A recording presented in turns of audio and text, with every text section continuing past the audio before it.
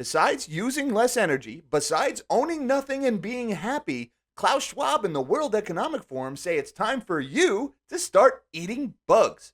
No, really, I'm not kidding. What's up, guys? I'm nobody special, and this video just came out from the World Economic Forum. I gotta send a shout out to Jim Lewis over at Wall Street Silver who posted this video.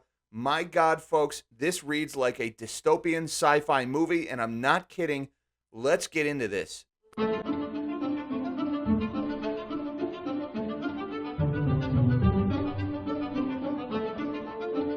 It takes a fraction of the resources to grow a pound of crickets as it does a pound of beef. And so the amount of water it takes, the greenhouse gas emissions that it emits compared to the livestock, the amount of land that's required, the amount of feed that's required, there are so many factors that just lead to, this is kind of smart. Okay, first things first. Doesn't that dish of mealworms, i.e. maggots, doesn't that just look yummy? Can't you picture Klaus Schwab eating that or Larry Fink eating that? Are they going to serve that at the next White House Correspondents' Dinner? All the people who are pushing this on us, are they going to eat it? Of course not. This is for us. This is for the plebs to eat. You also notice he's talking all about resource requirements, about how much feed it takes, about how much land it takes. Of course, the greenhouse gas emissions, right? Everything has to be about the climate right now.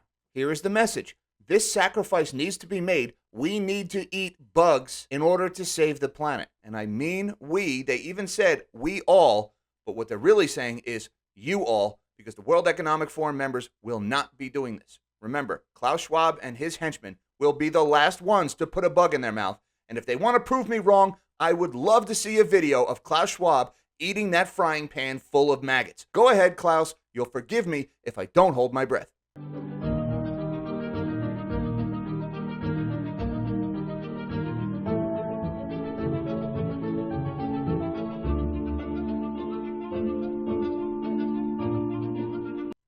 Now, here's where this video goes from elitist, hypocritical nonsense to outright phony, lying BS. And I mean total BS. They're saying by 2050, the world's population could reach 10 billion. In less than 28 years, the world's population is going to grow by 3 billion people. Well, let's look at the science of that, shall we? And with that, we are going to shrink my big melon of a head. And I got to show you a couple of these charts. First of all, this is the United Nations World Population Prospects Report for 2022. This is what the WEF is basing that ridiculous 10 billion by 2050 statistic on. And I'm going to show you just how ridiculous that really is. Now, this first chart is where that video gets its number from. What you're looking at right here, this is world total population. Here we are in 2022, where the black line turns into all these different dotted lines. Now, the 2050 10 billion number comes based on this upper blue line here, showing the population reaching 10 billion. That is the worst case scenario, and that puts global populations at 10 billion by 2050. Now, you'll notice in the key here, they have this blue line means plus or minus 1/2 child. What they're referring to is the fertility rate or the birth rate. What they're saying is by 2050, if the fertility rate increases by 1/2 child per woman in this planet, that the world population will reach 10 billion. Now, again, they said that in 2050, the population will reach nearly 10 billion. Not could, not possibly, will reach. Well, let's take a look at some of these other measurements here. You see, the low end of the spectrum has the world population in 2050 actually coming to a peak right around 8.25 billion people. That's a far cry from the 10 billion they're telling us is such an emergency, and that's why we all need to eat bugs. And if you look, the middle of their lines here shows the world's population doesn't reach 10 billion until about the year 2100. Now, the problem is, even those conservative estimates are total garbage. And here's why. It comes down to fertility rate. And this is the world's global fertility rate. And this is only going back to 2009.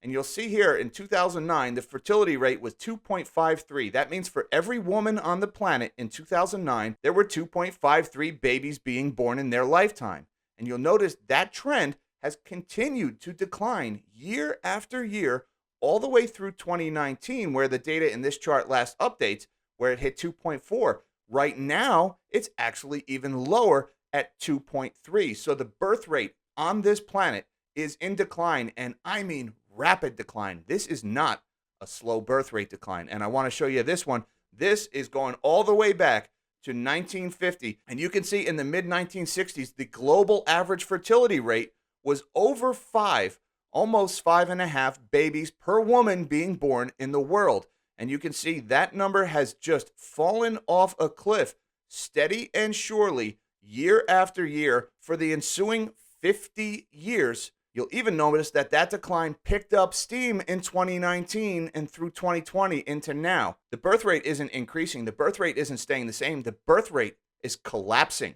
The world's population is on the brink of collapse. I want to say that again. The world's population is not on the brink of exploding to 10 billion by 2050. The world's population is about to collapse. And here's why. We have a massive economic downturn and the possibility of World War III on the horizon right now. You don't get more births during economic mayhem in world wars, folks.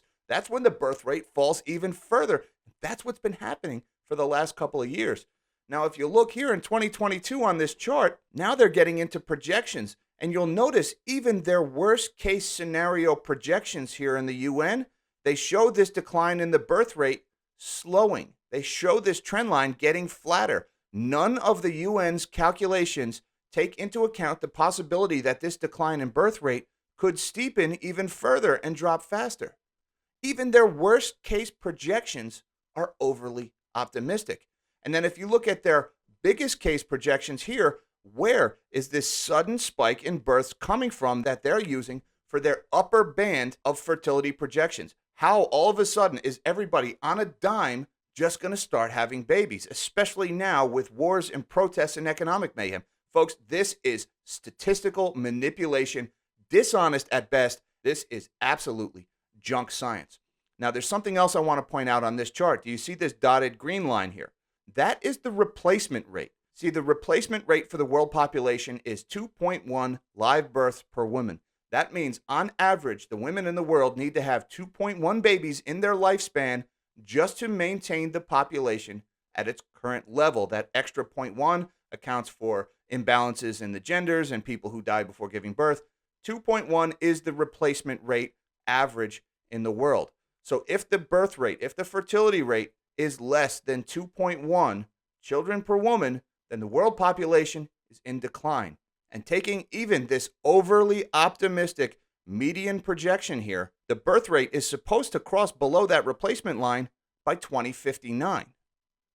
I want to say that again. Even using these bogus statistics, according to the UN's math here, by 2059, the world population is going to start declining. But now if you factor in the fact that the decline in fertility rate is more likely to steepen than anything, we could actually cross below this replacement line within the next decade, which means the world's population could start shrinking as soon as 2030, folks. I'm not kidding, folks. When there's economic mayhem and war, people have fewer babies. Look it up. But now let's go back to this UN graph here that shows the population explosion. Even their median projection here shows the population continues growing well past 2060. When their own projections for birth rate cross below the replacement line, the UN is still showing the population growing. How is the population growing under their median scenario if their own median birth rate is below the replacement rate of the population at that point? Where are all of these people coming from if they're not being born? Are there millions of little clone baby Klaus Schwabs being grown in test tubes in some secret underground lair in Switzerland? I need to know this stuff, folks. Now, in all seriousness, going back to this chart, if the world fertility rate continues to fall at its current pace or accelerates and the fertility rate drops below that replacement level sometime in the next 5 to 10 years, guess what, folks? This bottom blue line is going to start leveling off way before 2050. The world population will peak somewhere around 8.25 billion people and begin a rapid decline.